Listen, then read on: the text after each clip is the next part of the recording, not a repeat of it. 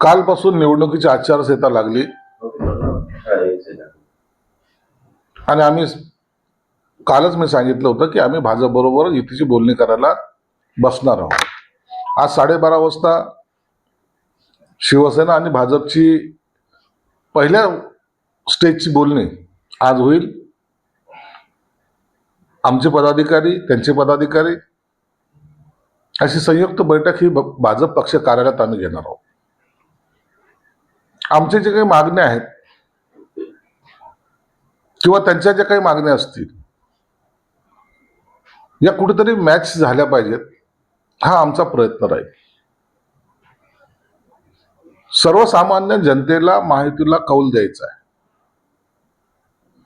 महायुतीला मतदान करायचं आणि त्यांच्या मताचा अनादर होणार नाही याची काळजी आपण सर्वांनी घेतली पाहिजे.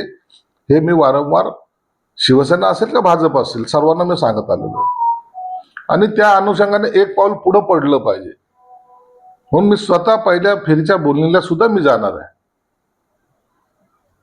संपूर्ण महाराष्ट्रामध्ये अशाच प्रकारचं चित्र आहे. महाविकास आघाडी आता तुम्ही जर पाहिलं तर कुठेही तुम्हाला अस्तित्व त्याचं दिसत नाही.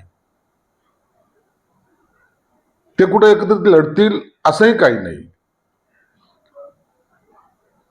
मुंबई महानगरपालिका एवढंच एक टार्गेट उबाटा गटाचं आहे, मनसेचं आहे, म्हणून त्यांचं महाराष्ट्राकडे त्यांचं लक्ष सुद्धा नाही. हे सर्व गोष्टीचा बेनिफिट किंवा फायदा हा महायुतीला होणार आहे. म्हणून आता लोकांचं लक्ष महायुतीची युती कशी होते याकडे लागलेलं आहे. आमचे वरिष्ठ नेते मग देवेंद्र फडणवीस साहेब असतील, अजितदादा असतील किंवा आमचे एकनाथ शिंदे साहेब असतील, या सगळ्या गोष्टीचा विचार करून एक मजबूत युती करण्याचं ठरवतील असं मला वाटतं. एकनाथ शिंदे साहेबांनी तर वारंवार सांगितलेलं आहे. आम्हाला सुद्धा ज्या बैठकी घेतल्या त्या बैठकीमध्ये त्यांनी हे स्पष्टपणे सांगितलंय की काही झालं तरी आपल्याला महायुती बरोबर निवडणुका लढायच्यात, एकत्रितपणे लढायच्या. म्हणून वाद नको, कोणताही संभ्रम नको आणि मजबूतीने या युतीचा भगवा या 29 महानगरपालिकेवर फडकला पाहिजे. हे सूचना एकनाथ शिंदे साहेबांनी आम्हाला दिलेल्या आहेत. आता तुमची पहिली बैठक होणार आहे, तुम्ही काहीतरी प्रस्ताव देणार असाल किंवा ते तुम्हाला देतील. तुमच्या मनात काय की शिवसेनेने इथे किती जागा लढवाव्या? नाही, शिवसेना निश्चितच जास्त जागा लढवेल, कारण की शिवसेनेच्या पहिल्या जास्त जागा आहेतच ऑलरेडी. 2 नंबरवर भाजप आहे, 3 नंबरवर MIM आहे. या सगळ्या काँग्रेस तर अत्यंत खाली म्हणजे 4थ्या नंबरवर आहे, राष्ट्रवादी तर त्याच्याही खाली आहे. म्हणून हे सगळं कॅल्क्युलेशन्स मागच्या निवडणुकीमध्ये ज्या जागा शिवसेना जिंकल्या, ज्या जागा भाजपने जिंकलेल्या आहेत त्या जागा त्यांना दिल्या पाहिजे. मग तो भाजपच्या असेल तर भाजपलाही दिल्या पाहिजेत या मताच्या आहोत. म्हणून त्या पद्धतीने एक फॉर्म्युला आम्ही देतोय. त्या जागा आणि ज्या उर्वरित जागा आहेत, ज्या राहतील त्या जागा, त्या जागेचं वाटप त्या मतदारसंघातील असलेला आमदार, सपोज आता पूर्वमध्ये अतुल सावे आहेत तर अतुल सावेला त्या ठिकाणी थोडं झुकतं माप दिलं पाहिजे. पश्चिममध्ये मी आहे तर मला झुकतं माप दिलं पाहिजे. मध्यमध्ये प्रदीप जायस्वाल आहे त्याला झुकतं माप दिलं पाहिजे. या अशाच पद्धतीनंच हा सगळा युतीची बोलणी होईल आणि मला वाटतं सर्व समंजस नेते आहेत, चांगले नेते आहेत आणि ते याला विरोध करायचं कोणाला काही कारण सुद्धा होणार नाही. काही प्रवेश इकडले तिकडे पण झाले संभाजीनगरमध्ये, त्या जागांचं काय? काही प्रवेशाच्या बद्दलचं नाही, परंतु अपक्ष काही ठिकाणी घेतले गेलेले.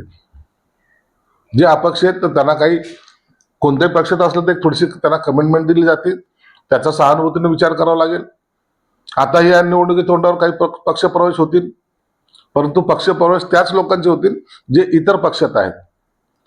शिवसेनेचा भाजप घेणार नाही किंवा भाजपचा शिवसेना घेणार नाही, हे ठरलेलं आहे आमचं. त्यामध्ये कुठेही बदल होणार नाही. म्हणून तो कार्यकर्ता जो उबाटात असेल, काँग्रेसमध्ये असेल किंवा इतर पक्षात असेल, तो आला तर त्याच्याबद्दल काय सहानुभूतीने घ्यायचा किंवा काय त्याचा निर्णय घ्यायचा हे त्या पक्षाचे नेते ठरवतील. मुंबईमध्ये पुसलं लागले जे हिंदुत्वाचे नाही झाले ते मराठी माणसाचे काय होणार? मुंबईकर जागा हो. शिंदेच्या शिवसेनेतील मंत्र्याची लिटमस टेस्ट होणार आहे. आणि या निवडणुकीनंतर शिवसेनेत अंतर्गत निवडणुका होऊन पक्षांतर्गत मोठी बदल केले जाणार आहेत. नाही, याचा भाकरी फिरणार किंवा काय निर्णय घेणार, मंत्री काय बदलणार किंवा आणखीन काही निर्णय असतील, याच्या सर्वस्वी अधिकार आम्ही एकनाथ शिंदे साहेबांना दिलेला आहे. एकनाथ शिंदे साहेबांना जेव्हा केव्हा वाटेल त्या टायमाला ते सर्व बदल किंवा इतर अधिकार कसा कुणाला द्यायचा याबद्दलचे निर्णय ते घेऊ शकतात. म्हणून आमच्याकडे सर्वच निर्णय घेण्याचे अधिकार एकनाथ शिंदे साहेबांचे आहेत. संजय राऊत शेवटचा प्रश्न विचारतो. ते म्हणतायत की मुख्यमंत्री सगळ्यांनाच वाचवतात जे अडचणी देतात. आता पुण्याच्या जमीन प्रकरणात मुख्य आरोपीला मुख्यमंत्री का वाचवतायत असा सवाल त्यांनी केला आहे. मुख्यमंत्री कुठे वाचवतात? आता तो दुसरा आरोपी होता तोही पकडला गेला. त्याची चौकशी काल 7 तास चालली. जेव्हा मुख्यमंत्री सांगतायत की आम्ही त्याची सखोल चौकशी करू, तुम्हाला एका दिवसातच चौकशी आणि एका दिवसातच फासावर लटकवणं हे तुम्हाला अपेक्षित आहे का? जो त्याची काही कालमर्यादा असते किंवा जो काही वेळ लागतो तो लागणारच आहे ना. थोडं थांबा आणि वाटतं पहा. एकाच दिवशी सर्वाला दोषी ठरवून त्याला शिक्षा देणे हे कोणत्याही कायद्यात नाही किंवा कोणतीही अशी यंत्रणा आपल्याकडे नाही. म्हणून वेळ जरी लागला परंतु याच्यात जर काही आरोपी असेल त्याला शिक्षाही होणार. आज राज ठाकरे यांच्या शिवतीर्थावर संजय राऊत भेट देणार आहेत आणि बैठक होणार आहे. निवडणुकीचं घोषणा पण होऊ शकते ते दोघांच्या युतीची. मी मागे सांगितलं महाविकास आघाडी राहिलेली नाहीये. काँग्रेसने स्पष्ट भूमिका केली की आम्ही उबाठाबरोबर जाणार नाही. शरद पवारांनी आतापर्यंत त्यांचे पत्ते उघडलेले नाहीत, परंतु त्यांनी राजन उद्धवने एकत्र निवडणुका लढवल्यास आमची हरकत नाही असा एनओसी दिलेली आहे. म्हणून आता मुंबईमध्ये जी काही युती जर झालीच तर ती उबाठा आणि मनसेची होईल असे संकेत आहेत.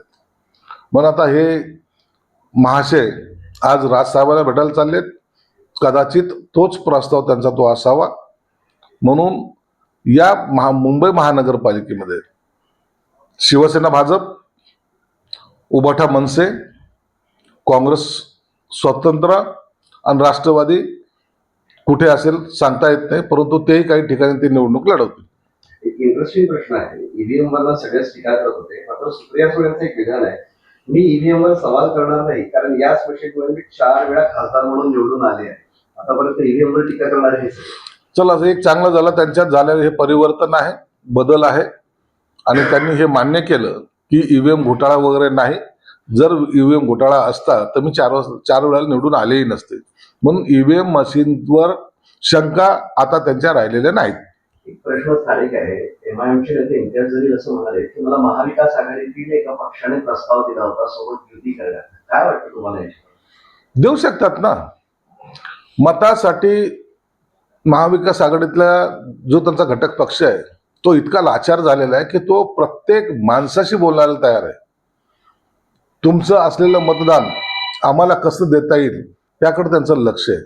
मग त्यासाठी हिंदुत्व गेलं तेल लावत, मराठी माणूस गेला खड्ड्यात, बाकी निजामशाहीचे कौतुक करणारे पोवडे गायला पुन्हा तयार करायला हे सुरुवात करतील. म्हणून आता यांच्यावर कुणाचा विश्वास राहिलेला नाही आणि असा प्रस्ताव आला असेल तर त्याचं आश्चर्य वाटण्यासारखं सुद्धा काही नाही. प्रश्न पिंपरी चिंचवड पुणे असं काही ठिकाणी दोन्ही राष्ट्रवादी एकत्र येण्याची जोरदार चर्चा सुरू आहे. शरद पवार आणि अजित पवार आता स्वतः मुख्यमंत्र्यांनी जाहीर केलंय की पुणे आणि पिंपरी चिंचवडमध्ये युती होणार नाही, राष्ट्रवादीच्या विरोधात भाजप लढणार आहे. मग अशा वेळेला थोडे मजबूती करण्यासाठी जर अजितदादा काही करत असेल तर त्याची कल्पना आम्हाला नाही. असं आहे की तुम्ही आज युतीसाठी बसताय, परंतु राष्ट्रवादीला तुम्ही काय बोललेलं दिसत नाही. संभाजीनगरमध्ये राष्ट्रवादी बघून फक्त शिवसेना भाजपाची युती होणार आहे. नाही, ही पहिली फेरी आहे. या पहिल्या फेरीमध्ये ज्या पक्षाचे आता त्यांचे भाजपचे चांगले नगरसेवक आहेत, आमचे आहेत, म्हणून पहिल्या फेरीमध्ये आम्ही बसून नंतर राष्ट्रवादीशी सुद्धा आम्ही चर्चा करणार आहोत. ठीक आहे. कोणी लावले त्याचं नावच नाही आहे. आता ह्या निवडणुकीमध्ये वेगवेगळे फंडे येतील, सोशल मीडियाच्या माध्यमातून येतील, इंस्टाग्रामच्या माध्यमातून येतील, काही चितवणीखोर येतील, काही मतदारांना जागे करण्यासंदर्भात असतील. परंतु एक लक्षात ठेवा, मतदार आहे त्या ठिकाणी खंबीर आहे, त्याला स्वतःचा विचार करण्याची ताकद त्याच्यात आहे आणि तो योग्य माणसाला निश्चित मतदान करणार नाही, आहे. संशय तुमच्यावर याच्यासाठी आहे की तुम्ही ठाकरे बंधूंना या पोस्टरमधून टार्गेट करण्यात आले म्हणून तुमच्याकडे ठाकरे बंधूंना काय टार्गेट करायचं, आम्ही तर उघड बोलतो ना. हिंदुत्व त्यांनी सोडलं ह्या उघड भूमिका आम्ही मांडतोच आहे तसं. तर त्याच्यात काय म्हणजे लपून छपून वार करणं ही कोणती पद्धत आहे? आम्ही तर डायरेक्ट सांगतोय. ज्या दिवशी काँग्रेस राष्ट्रवादी बरोबर त्यांची युती झाली त्याच दिवशी त्यांनी हिंदुत्व सोडलंय. यापूर्वी जे काही सभा व्हायच्या त्या सभेमध्ये माझ्या जमलेल्या तमाम हिंदू बांधवांनो आणि भगिनींनो हा शब्द त्याच्यामध्ये असायचा. हा शब्द तुम्हाला आता कुठं दिसतोय का? म्हणून त्यांना त्या शब्दाची आता अलर्जी झालेली, म्हणून त्यांनी हिंदुत्व कधीच सोडलेलं आहे. ते आता यमाया मुसा वगैरे वगैरे ह्या लोकांच्या बरोबर जाण्याच्या मनस्थितीत आहेत. एक शब्द आहे त्याचा, BMC is not a family business. सत्य आहे ना. महानगरपालिका म्हणजे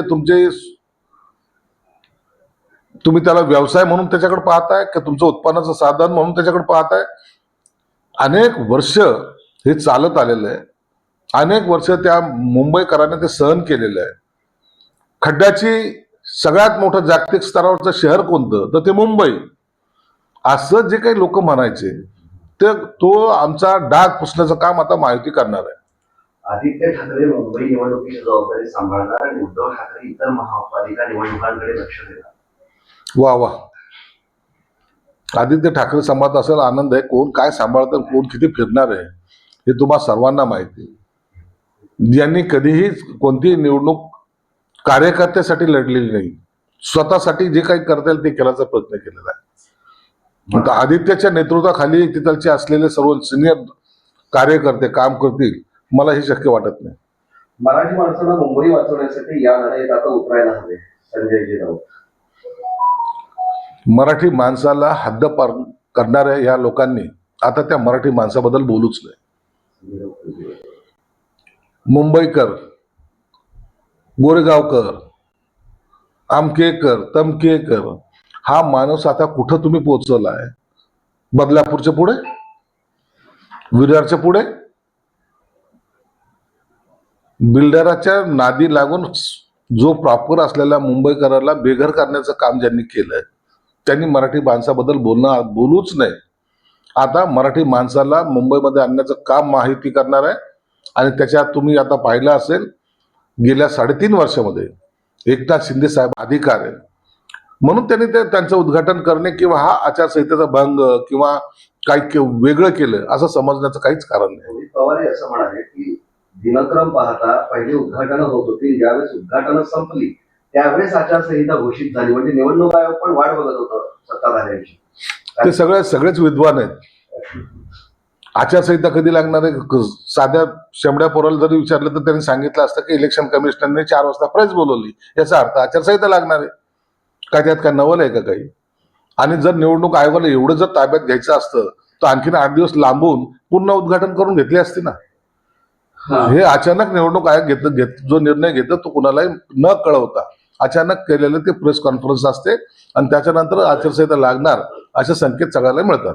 संजय राऊत असं म्हणाले, अजित पवार आणि एकनाथ शिंदे यांचा पक्ष अमित शहाच्या मालकीचा झाला.